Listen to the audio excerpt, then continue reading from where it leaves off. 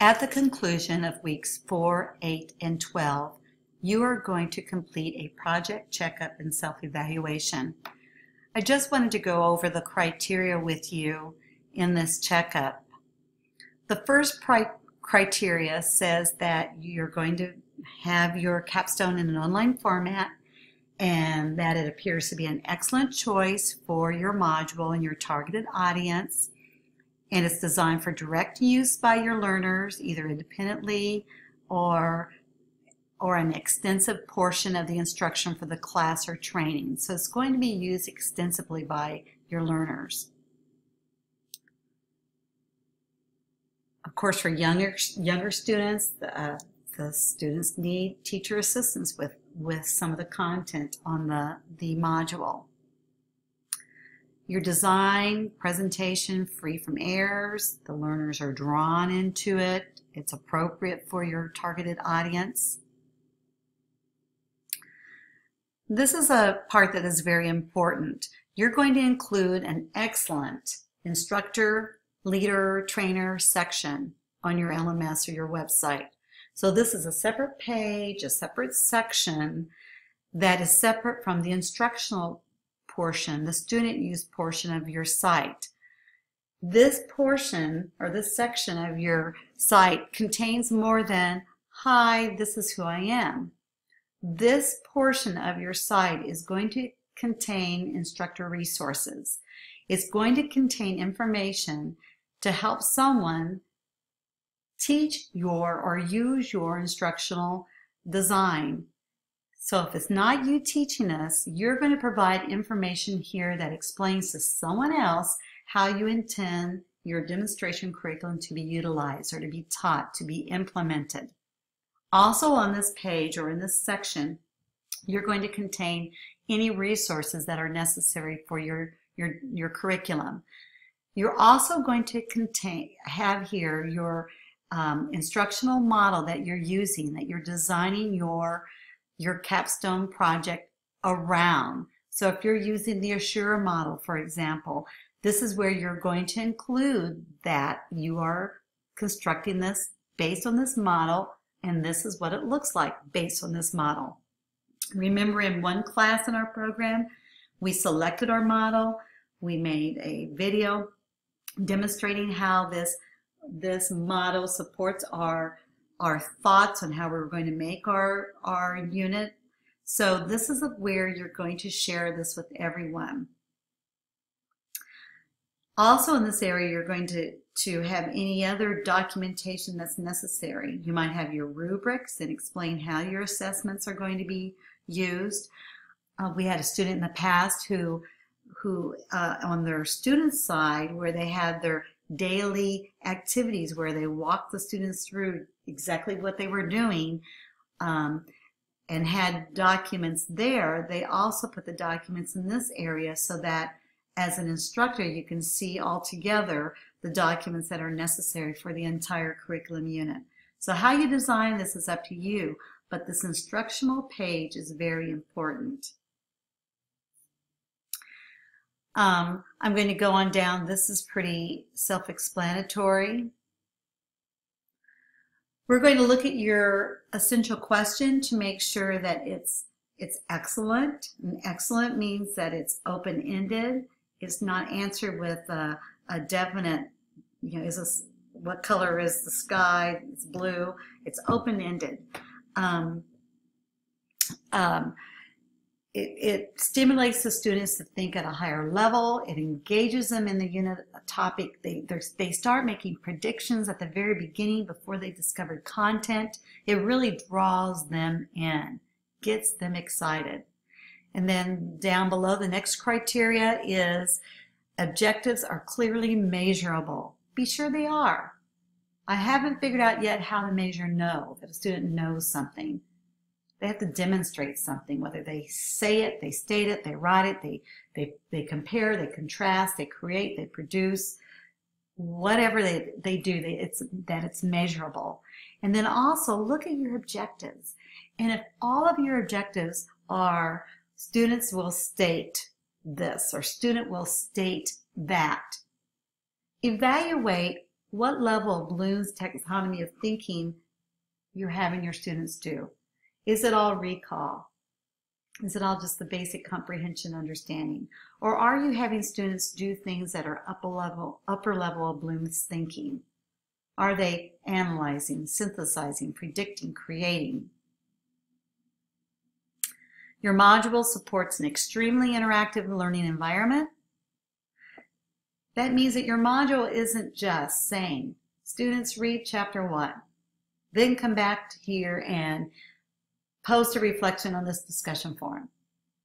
Read chapter 2, then come back here and post a reflection on the discussion forum, and repeat and repeat. Extremely interactive and providing multiple experiences for your students. Is your module student-centered or is it teacher-centered? Is it student-directed or teacher-directed? Are you giving your students choices? Or are you telling them this is what they have to use and this is what they have to produce?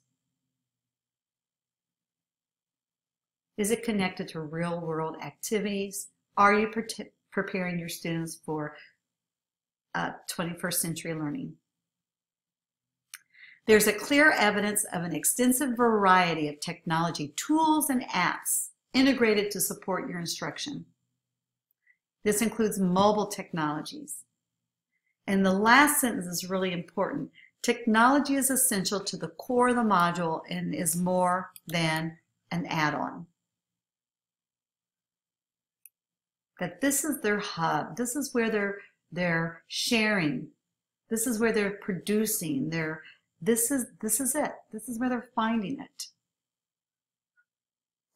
You may not have 25 iPads for your classroom, but you need to go ahead and find those apps and activities that could be used for your instructional unit to support it. You never know when there would be a knock at the door and someone's going to give your classroom 5 iPads, for example.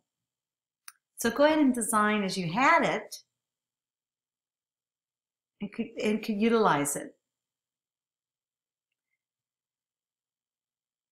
Your module unit utilizes a wide variety of instructional strategies. Remember the class that we talked about instructional strategies? This is your chance in this demonstration curriculum to demonstrate that you have mastered the concepts and content in this program of study. So bring out those things that you learned in the course where we talked about instructional strategies. 571, we created a video. We also created audio files. The reason we included those in this program of study is so that you could really use them in a real-world experience inside your curriculum demonstration unit. So how can you use these things? How can you create teacher use of these things? How can you expect student creations using these tools in your demonstration unit? If you're doing option B, you have to include a self-created ebook. Your curriculum demonstration must include excellent use of audio, still images, and collaboration tools to support instruction. Again, 571 is there. Collaboration tools. With the use of an online environment like this, we can tear down those classroom walls. We can provide collaboration with experts, with peers. We can make the learning experience authentic for students. They can be publishers with authentic feedback.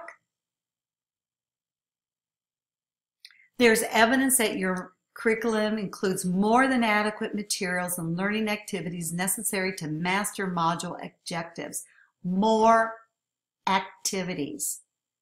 Are you providing activities for reinforcement for those students who need more? Are you providing activities for those students who have already mastered the concept? Do you want them to go on, or do you want to broaden their application and demonstration of that concept by involving something for them to do? Are you providing more for them? Maybe it's optional for them to do, or it could be required for them to do. experiences like using apps like VoiceThread, where you're providing a piece of a painting, piece of work, a document that students have to log on and collaborate about. Again, if it's optional, you're giving them an opportunity to connect beyond the school day and beyond the school walls.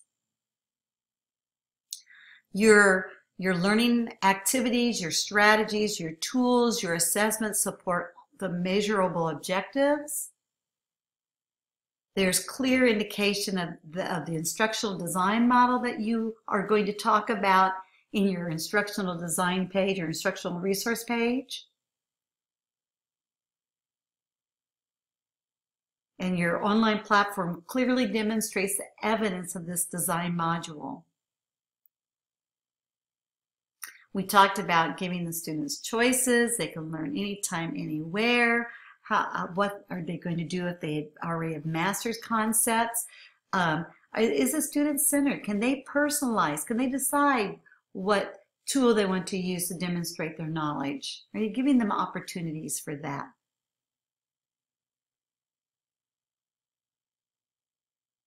Assessment, formative, summative. Does it really assess what you wanted to accomplish in the module? This section of your checkpoint is addressing learners of all needs. This is a short area, but it's really loaded. It says that you have utilized extensive integration of technology, to enhance student learning and meet module objectives. Not just read the chapter, do the discussion forum. Extensive integration of technology. Clearly and completely indicates that the technology and other materials that you included that are needed for your unit or your training situation, you have clear indication that thought and planning goes beyond what currently is in the student's learning organization. Are you just taking what you have access to now and putting it online and saying, oh, it's an online module, I've met everything?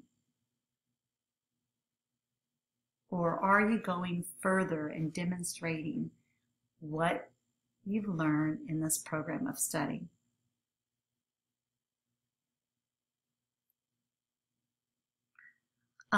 When we're talking about length requirements on your instructor resource page, this is a good place to defend your concept of time. And that's also going to be stated in your Intel unit plan, which, by the way, I don't think I stated that on your instructor's resource page, this is where you include your Intel unit plan. And the last one says that your demonstration curriculum is highly likely to be effective, engaging, and generate achievement gains tied to standards. Connection to the standards is very clear. So, if you followed or met all of the criteria in this checkpoint, your curriculum module is coming along very nicely.